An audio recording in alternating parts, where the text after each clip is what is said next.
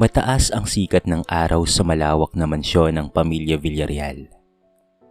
Napapalibutan iyon ng naglalakihang puno, mamahaling sasakyan, at mga harding parang pag-aari ng hari.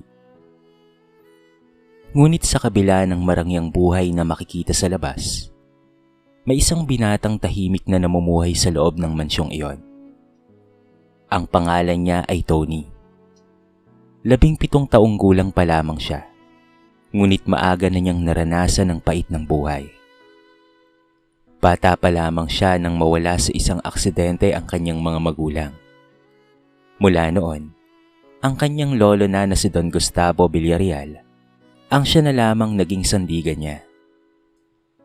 Si Don Gustavo ay kilalang negosyante sa buong bansa. Meron itong mga resort, restaurant, trucking businesses, at malalawak na lupain. Halos lahat ng tao ay humahanga rito dahil sa yaman at tagumpay nito. Ngunit sa loob ng mansyon, hindi lahat ay maayos. Doon rin nakatira ang iba't ibang anak at apo ni Don Gustavo. 7 magpipinsan silang magkakasama sa isang bahay, at si Tony ang pinakabata. Ang pinakamatanda ay si Arthur, 34 na taong gulang. Mayabang at mahilig mag-utos. Kasunod niya si Donnie at pati na rin si Michael na parehong mapangmata. Samantalang sina Sheena, May at Carla naman ay ang mga sosyalistang puro luho at panlalait ang alam. Tony, pakikuha nga ng tubig. Utos ni Sheena habang nakaupo sa sofa at tabalang nagkukulay ng kuko. Napayuko na lamang si Tony. Oo ate, mahina niyang sagot. Biglang tumawa si Michael. Tingnan niyo nga naman parang katulong talaga. Pangaasar nito. Baka kasi iniisip niyang parte siya ng pamilya. Dagdag ni Arthur sabay tawa. Mas lalong yumuko si Tony. Sanay na siya. Araw-araw, paulit-ulit niyang naririnig ang masasakit na salita. Wala ka namang magulang dito eh. Pinakamahina ka sa amin. Wala kang alam sa negosyo. Malamang, ampun lang tong pinsan natin na to. Masakit iyon. Alam niyang puro pangaasar lang. Pero pinili na lamang niyang manahimik. Sa kusina, tahimik siyang pinagmamasdan ni Manang Feli, ang matandang katulong na halos naging parte na ng kanilang pamilya. Iho, huwag mong tidipin ang sinasabi ng mga pinsan mo.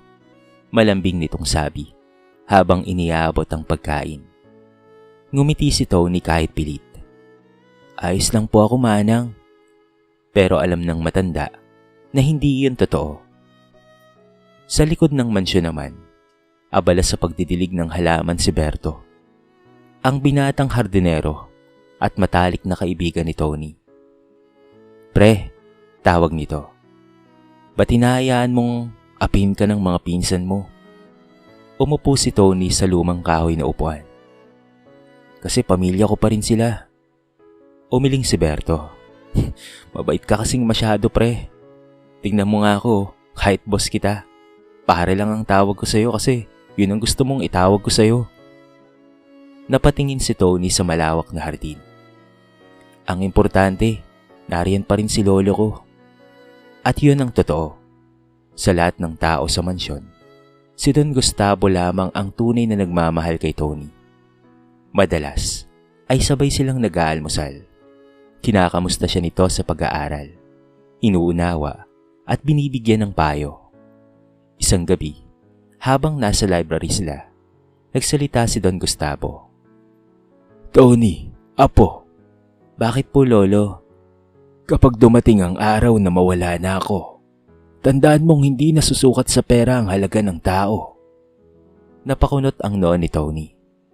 Lolo naman po huwag niyo naman pong sabihin yan.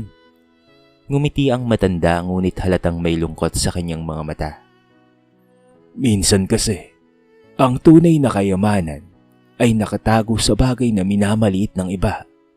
Hindi yun naintindihan ni Tony noon. Akala niya simpleng payo lamang yon. Ngunit hindi niya alam na yun na pala ang simula ng pinakamalaking lihim sa kanilang pamilya. Lumipas ang mga linggo. Unti-unting nanghina si Don Gustavo. Madalas na itong ubuhin, madalas na ring nakahiga. Ngunit sa kabila noon, walang halos pakialam ang ibang apo niya. Abala sila sa negosyo, party, shopping, at pag-aagawan sa kung sino ang magmamana ng pinakamalaking ari-arian. Sa akin mo pupunta ang resort? Pagmamalaki ni Sheena minsan. Hindi no, akin mapupunta yon dahil ako ang paborito ni Lolo. Sagot naman ni Arthur. Habang sila'y nagtatalo-talo patungkol sa mana, tahimik namang inaalagaan ni Tony ang kanyang lolo. Siya ang nagpapainom ng gamot, siya ang nagdadala ng pagkain. Siya rin ang nagpupuyat tuwing madaling araw kapag hirap huminga ang matanda. May mga katulong naman sila at meron ding personal nurse ang matanda. Pero gusto ni Tony na alagaan ang kanyang lolo. Isang gabi, habang umuulan ng malakas, mahinang hinawakan ni Don Gustavo ang kamay ni Tony. Maraming salamat, Apo. Lolo, wag po kayong magpasalamat. Ang importante ay gumaling po kayo. Ngunit dahan-dahang umiling ang matanda. At sa mga oras na yon, may lihim na plano na palang inihahanda si Don Gustavo. Plano na babago sa buhay nilang lahat. At higit sa lahat, plano na magpapatahimik sa mga taong nang api kay Tony. Lumipas ang mga araw at lalong bumigat ang kalagayan ni Don Gustavo. Ang dating malakas at matikas na haligi ng pamilya Villarreal ay tila unti-unti nang inuubos ng karamdaman. Madalas na itong nakaratay sa kama, hirap huminga, at halos hindi na makalakad ng maayos. Sa buong mansyon, iba-iba ang reaksyon ng mga tao. Ang ilan sa mga anak niya ay abalang-abala sa pagpapatakbo ng negosyo. May mga nagpupunta lamang sa silid ng matanda kapag may kailangang permahan o pag-usapan patungkol sa ari-arian. Ngunit ang mga apo niya, mas abala ang karamihan sa mga ito sa pag-aabang ng mana. Isang tanghali, nagtipon-tipon sina Arthur, Michael, Sheena, May, Carla at Donnie sa minibar ng mansyon. Sigurado ako na mapupunta sa akin ang resort sa Palawan. Mayabang nasabi ni Sheena habang umiinom ng juice. Umismid na naman ulit si Arthur. Dream on, ako ang pinakamatagal na tumulong kay Lolo sa negosyo. Napatawa si Michael. Tumulong? Puro ka nga lang utos. Nagtawanan silang lahat. Maya-maya'y napansin nilang dumaan si Tony habang may dalang tray ng gamot. Eto na pala ang tagapagmana ng baso eh. Malakas na biro ni Tony. Tumawa si Carla. Hindi, tagapagmana lang yun ng lumang upuan. Baka nga walis lang ang mapunta dyan eh. Dagdag ni Sheena habang humahalakhak. Tahimik lamang si Tony. Sanay na siyang pagtawanan. Pero kahit sanay na siya, nasasaktan pa rin talaga siya. Pagpasok niya sa kwarto ni Don Gustavo, agad siyang ngumiti kahit mabigat ang pakiramdam niya. Nandito na po ang gamot, Lolo. Mahinang ngumiti ang matanda. Salamat, Apo. Dahan-dahang inilalayan ni Tony ang kanyang lolo sa pag-inom ng gamot. Kita sa mukha ng matanda ang pagod at panghina. Maya-maya ay pumasok si Manang Feli, ang kanilang katulong. Don Gustavo, kailangan niyo pong kumain kahit kaunti. Tumango ang matanda ngunit napatingin ito kay Tony. Maya-maya ay nagsalita si Manang Feli. Iho, ikaw na muna rito ha. Lumabas sandali ang matanda. Tahimik ang buong silid habang marahang bumubuhos ang ulan sa labas ng bintana. Pagkatapos ng ilang segundo, nagsalita si Don Gustavo. Tony, Apo, natatakot ka ba? Napatingin ang binata. Sa ano po, Lo? Sa magiging buhay mo kapag wala na ako. Natahimik si Tony. Ayaw niyang isipin ang bagay na yon. Lolo naman po. Ngunit ngumiti lamang ang matanda. Alam kong mabuti kang bata. Kahit inaapi ka ng mga pinsan mo. Hindi ka marunong magtanim ng galit sa kanila. Napayuko si Tony. Mahal ko po kasi sila at mahal ko po kayo. Biglang napapikit si Don Gustavo na tila pinipigilan ng kanyang emosyon. Hindi lahat ng pamilya marunong magmahal. Nagtaka si Tony sa sinabi nito. Ngunit bago pa siya makapagsalita, biglang umubo ng malakas ang matanda. Dali-daling inalay ni Tony ang kanyang lolo habang nanginginig ito sa matinding pag-ubo. Pumasok kaagad si Manang Feli. Ay, Diyos ko! Mabilis silang tumawag ng doktor. Sa sala naman, walang pakialam ang ibang mga pinsan niya. Drama na naman ni Lolo. Walang pakundangang sabi ni Michael. Umirap si Sheena. Matagal na rin naman siyang matanda. Ang importante, malinaw ang hatian ng mana. Dagdag naman ni Arthur. Ngunit hindi nila alam. Narinig iyon ni Manang Feli habang pababa ng hagdan. Napailing ang matanda.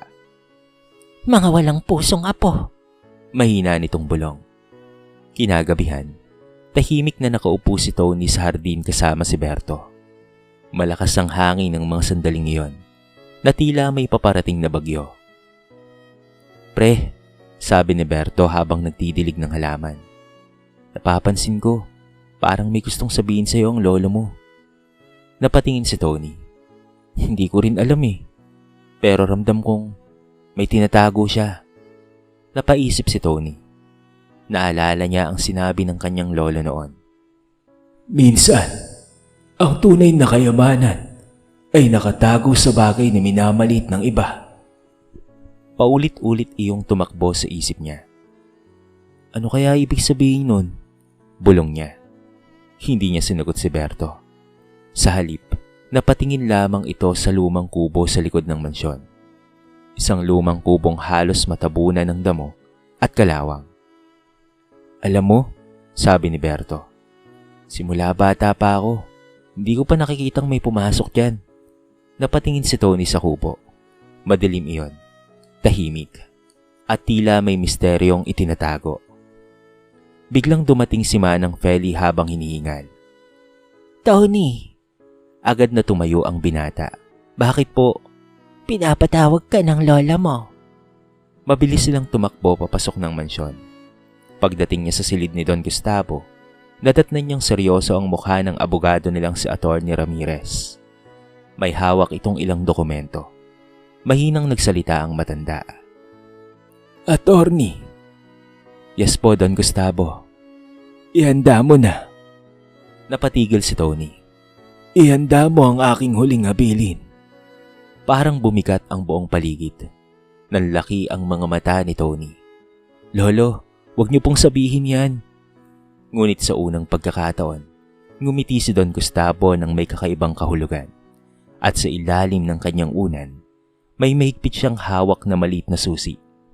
Susing hindi pa alam ni Tony na magbabago pala sa buhay niya magpakailanman. Makalipas ang ilang linggo, dumating ang araw na kinatatakutan ni Tony. Madilim ang kalangitan ng madaling araw na yon. Malakas ang ulan at halos kasabay ng kulog ang iyakan sa loob ng mansyon ng pamilya Villarreal. Wala na si Don Gustavo. Pumanaw na ito. Tahimik lamang na nakatayo si Tony sa tabi ng kabaong ng kanyang lolo. Hindi niya mapigilang manginig habang nakatitig sa mukha ng taong tumayong ama at ina niya sa loob ng maraming taon. Parang isang bahagi ng buhay niya ang nawala. Samantalang ang ibang tao sa paligid, abala sa ibang bagay. Sa isang sulok, mahina ngunit halatang excited na nag-uusap sina Arthur, Michael, Sheena, May, Carla at Tony. Sigurado akong malaking kumpanya ang mapupunta sa akin, bulong ni Arthur. Sa akin naman ang beach resort, sabi naman ni Sheena habang nakangiti. Paano kaya hahatiin ng mga lupa? Dagdag ni Michael. Habang si Tony, tahimik lamang na umiiyak. Lumapit si Manang Feli at marahang hinawakan ng balikat niya. Iho, tatagan mo ang sarili mo. Tumango si Tony, ngunit hindi siya makapagsalita. Sa kabilang banda, Tahimik ring nakamasid si Atty. Ramirez. Alam nito ang lihim na iniwan ni Don Gustavo, ngunit mahigpit niyang sinusunod ang habilin ng matanda. At iyon ay, hintayin ng tamang oras. Lumipas ang ilang araw matapos mailibing si Don Gustavo. Dumating ang araw ng pagbabasa ng huling habilin. Puno ng tensyon ang buong sala ng mansyon. Nakaupo ang lahat ng magkakamag-anak habang nasa gitna si Atty. Ramirez, dala ang makapal na dokumento. Tahimik ang paligid. Halos lahat ay kabado. Ngunit karamihan ay excited. Bilang abogado ni Don Gustavo Villarreal, panimula ni Atty. Ramirez, aking babasahin ang kanyang huling habilin at testamento. Agad na nagtama ang mga tingin ng magkakamag-anak. Isa-isang binanggit ng abogado ang mga mana. Kay Arturo Villarreal, mapupunta ang tracking business. Napangiti sa Arthur. Kay Michael Villarreal, ang restaurant chain. Napahalakhak naman si Michael sa tuwa. Kay Sheena, ang resort sa Batangas. Kay May, ang events company. Kay Carla, ang coffee business. Kay Donnie naman, ang apartment rentals. Palaki ng palaki ang ngiti ng bawat isa. Samantalang si Tony ay tahimik lamang sa isang sulok. Hindi siya umaasang may matatanggap. Para sa kanya, sapat nang minahal siya ng kanyang lolo. Maya-maya, napatingin si Atty. Ramirez sa huling bahagi ng dokumento. At para kay Tony Villarreal, biglang napangisi ang mga pinsan niya. Eto na, natatawang bulong ni Michael. Bahagyang huminga ng malalim ang abogado bago nagsalita. Ang kanyang bahagi sa mansyon ay isang lumang garapon. Natahimik ang buong sala. Pagkatapos, biglang sumabog sa tawanan ang mga magpipinsan. Ano? Garapon lang? Hala, pinaglumaan pa ata sa kusina yan. Dagdag ni Carla. Napahawak sa tiyan si Michael sa kakatawa. Tony, ikaw na ang tagapagmana ng atsara. Halos maiyak sa kakatawa si Sheena. Nako, baka may lamang bagoong yan ha? Kahit pa ang mga asa-asawa ng kanyang mga tiyuhin at tiyahin ay napangisi rin. Siguro hindi talaga siya mahal ni Don Gustavo. Baka ampun lang talaga siya. Parang kutsilyong tumusok sa puso ni Tony ang bawat salita nila. Ngunit kahit nasasaktan siya, pinilit niyang ngumiti at tinanggap ng bukal sa loob ang garapon na luma na pamana sa kanya ng kanyang lolo. Ayos lang po, mahina niyang sabi. Mas lalong nagtawanan ng iba. Ang bait mo talaga, Tony, pang-iinsulto ni Arthur. Maya-maya, inilabas ng abogado ang isang lumang garapon. Kupas iyon. May kalawang ang takip at halatang napakatagal nang nakatago. Tanggapin mo ito, iho, sabi ni Atty. Ramirez. Magalang iyong tinanggap ni Tony. Tahimik niyang pinagmasdan ang garapon. Simple, luma, at kalawangin pa na halos walang halaga. Ngunit habang hawak niya yon, parang may kakaibang pakiramdam siyang naramdaman. Parang may gustong sabihin ang bagay na yon. Kinagabihan, mag-isang nakaupo si Tony sa kanyang silid habang hawak ang garapon. Sa labas ng pinto, naririnig niya pa rin ang tawanan ng kanyang mga pinsan. Haha, garapon boy! Tagapagmana ng bote? Napapikit na lamang siya. Maya-maya, may kumatok. Ito ay ang kanyang kaibigang hardinero na si Berto. Pre, okay ka lang ba? Tumango si Tony. Ayos lang pre. Ngunit napansin ni Berto ang garapon. Yan ba yung mana mo? Napangiti ng mapait si Tony. Ooy. Lumapit si Berto at pinagmasdan niyon. Bigla siyang napakunot noo. Bakit parang mabigat? Napatingin si Tony. Ha? Marahang kinatok ni Berto ang ilalim ng garapon. Parang may doble itong ilalim. Napatingin silang dalawa. Pre, mahina ngunit seryosong sabi ni Berto. Parang may nakatago rito ah. Nanlaki ang mga mata ni Tony. Dahan-dahan niyang inikot ang ilalim ng garapon. At maya-maya, may narinig silang mahinang klik. Unti-unting bumukas ang pinakailalim nito at mula roon may nahulog na lumang papel. Nanlaki ang mga mata nilang dalawa. Mapa ba to? Pulong ni Berto. Kinabahan si Tony habang unti-unting binubuksan ang papel. At sa unang pagkakataon, nakita niya ang sulat kamay ng kanyang lolo, kasama ang isang mensaheng magpapabago sa kanyang buhay. Para lamang ito kay Tony. Ang tunay na kayamanan ng pamilya ay nakatago sa lugar na walang sino man ang naghinala. Nanginig ang mga kamay ni Tony. At sa ibabang bahagi ng mapa, may nakaguhit na lugar. Isang lumang kubo. Ang bulok na kubo sa likod ng mansyon. Halos hindi makatulog si Tony buong gabi.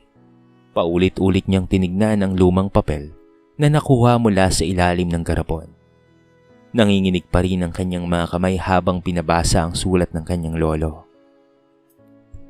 Para lamang kay Tony, ang tunay na kayamanan ng pamilya ay nakatago sa lugar na walang sino man ang naghinala.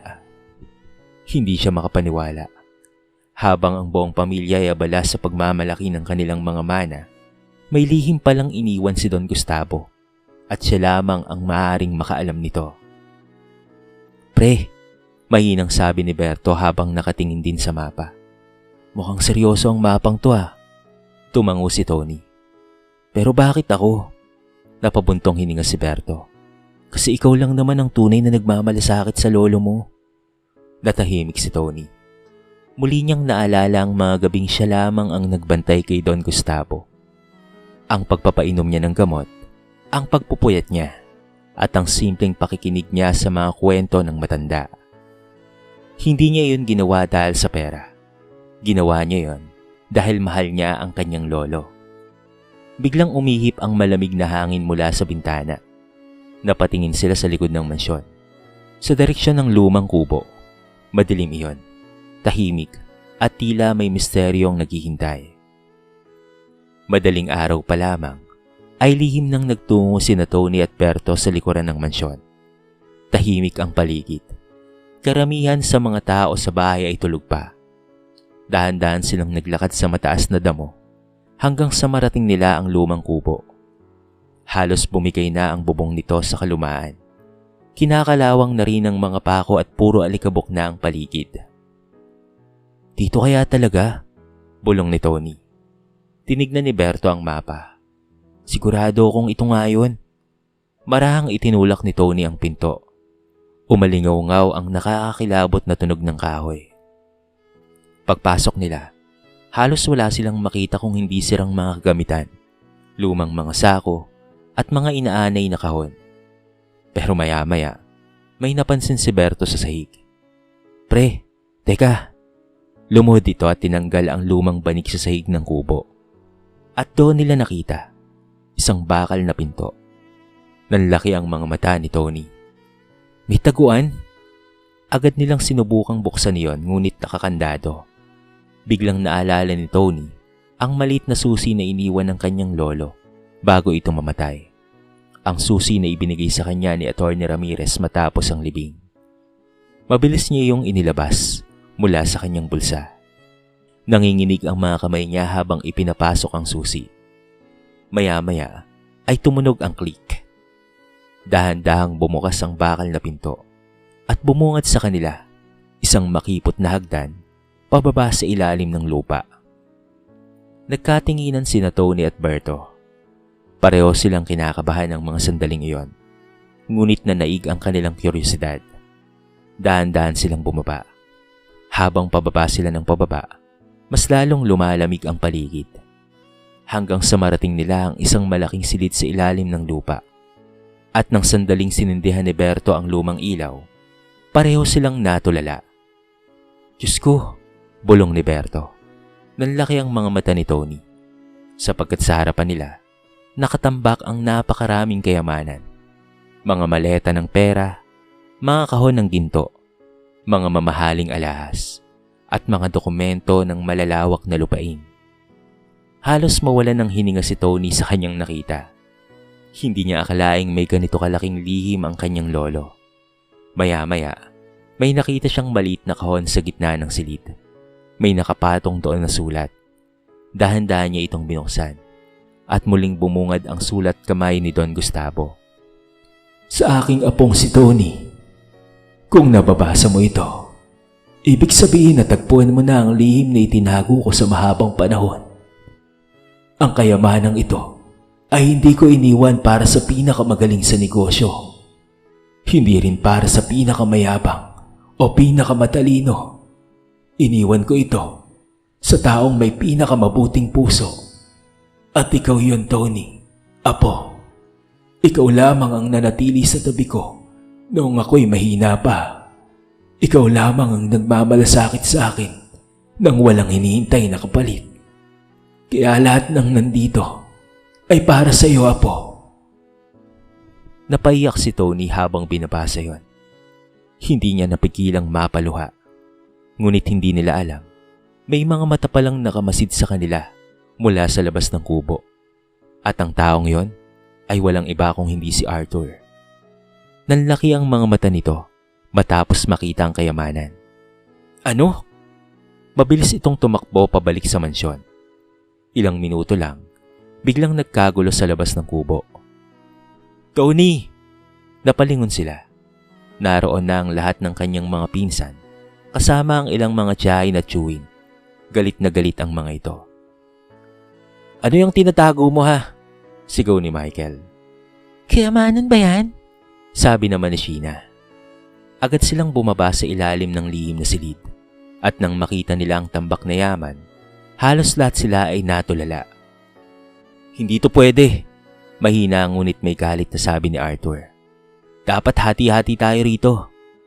Tama. Sigaw ni Carla. Pamilya tayo. Bigla namang nagsalita si Donnie. Wala kang karapatang angkinin ng lahat ng yan. Natakot si Tony habang napapalibutan siya ng galit na galit niyang mga kamag-anak. Ngunit sa gitna ng kaguluhan, may isang malakas na boses ang biglang umalingaw-ngaw. Tama na! Lahat ay napalingon. Nakatayo sa bukana ng lihim na silid si Atty. Ramirez. May hawak itong makapal na dokumento. At seryoso ang mukha nito. Ang lahat ng kayamanang ito, matigas nitong sabi, ay legal na nakapangalan kay Tony Villarreal. Biglang natahimik ang lahat. At nakasaad mismo sa huling habilin ni Don Gustavo na walang sino man ang maaaring makihati sa inyo rito. Parang binuhusan ng malamig na tubig ang mga pinsan ni Tony. Ngunit ang hindi pa nila alam, mas malaki pa pala ang sikreto na mabubunyag. Parang tumigil ang paghinga ng lahat sa ilalim ng lihim na silid. Tahimik, walang makapagsalita. Nakatingin lamang sila kay Atty. Ramirez habang hawak nito ang makapal na dokumento ng huling habilin ni Don Gustavo. At bilang legal counsel ng pamilya Villarreal, dagdag pa ng abogado, ako mismo ang saksi na si Tony lamang ang itinakdang magmay-ari ng lahat ng kayamanang ito. Hindi pwede yan, sigaw ni Arthur habang galit na galit.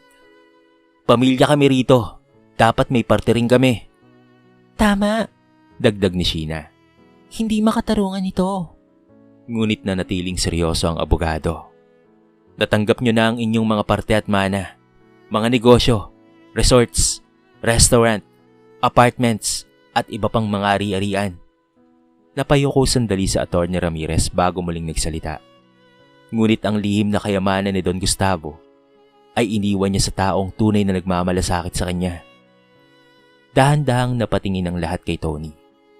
At yun ay si Tony. Parang nawala ng boses ang mga pinsan niya. Hindi sila makapaniwala. Ang taong lagi nilang minamaliit, ang taong lagi nilang pinagtatawanan, siya pala ang tunay na pinili ng kanilang lolo. Maya-maya, inilabas ng abogado ang isa pang dokumento. May isa pa akong dapat na ipaalam. Napatingin ang lahat. Bukod sa kayamanang ito, nakapangalan rin kay Tony ang ilan pang lihim na lupain at investment ni Don Gustavo sa ibang bansa. Nanlaki lalo ang mga mata ni Michael, pati na rin si Donnie. Ano? Hindi maaari yan. Mas malaki pa pala to kaysa sa mga minana namin. Tumulo ang pawis ni Arthur habang nakatitig sa mga maleta ng pera at gintong nasa paligid. Hindi niya matanggap. Habang sila'y nagtatawanan noon, ang simpleng lumang garapon pala ang may mas pinakamalaking halaga. Biglang naalala ni Tony ang sinabi ng kanyang lolo noon. Minsan, ang tunay na kayamanan ay nakatago sa bagay na minamaliit lang ng iba. At ngayon, naiintindihan niya na. Lumipas ang mga buwan. Sa simula, puno ng galit at inggit ang mga pinsan ni Tony. Halos hindi nila matanggap ang dating inaapi nila. Ngayon ay ang pinakamayaman na pala sa kanilang lahat. Ngunit unti-unti, nagsimulang bumagsak ang kanilang mga negosyo. Dahil sa luho, dahil sa yabang, at dahil wala silang alam sa tamang pagpapatakbo. Nalugi ang restaurant chain ni Michael. Nabaon sa utang ang resort ni Sheena. Nagsara ang negosyo ni Carla. Habang si Arthur naman ay nawala ng mga investor dahil sa pagiging abusado nito.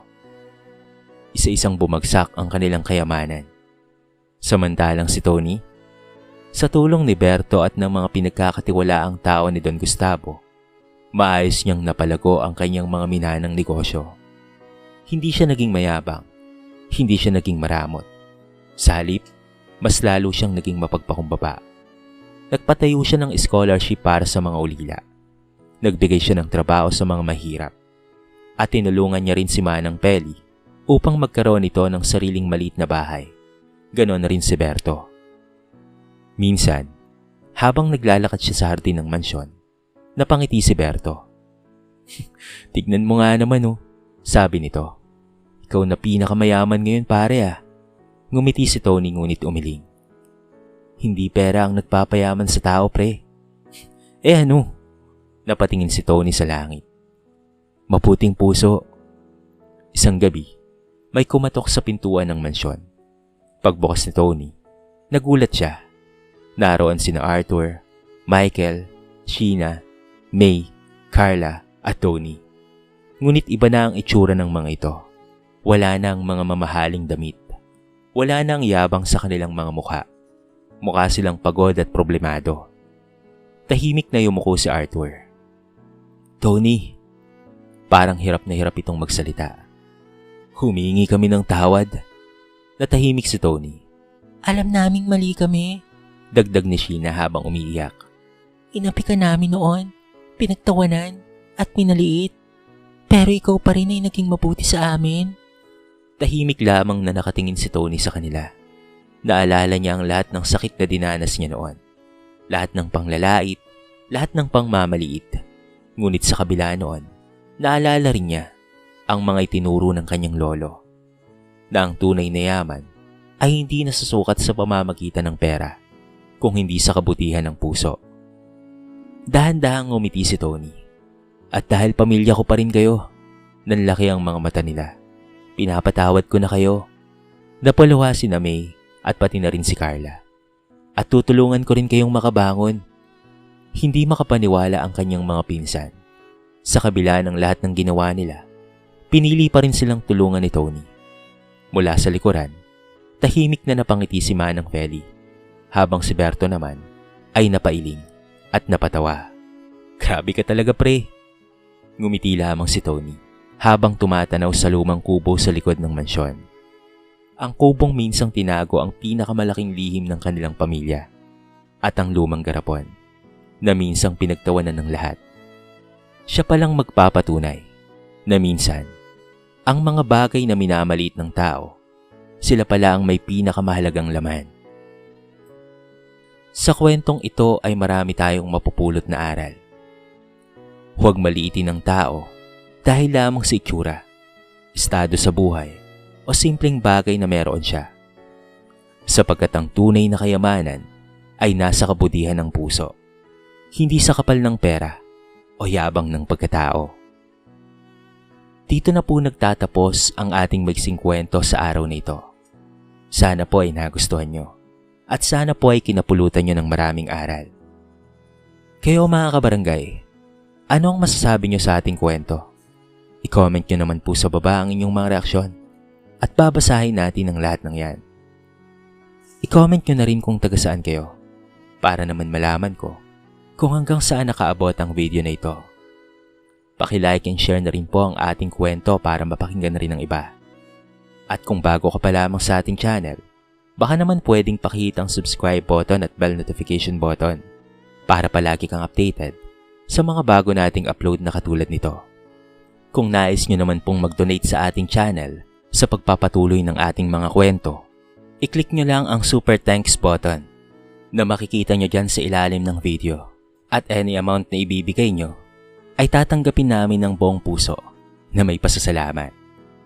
So paano mga kabarangay? Hanggang sa muli nating mga kwento. Thank you so much and peace out.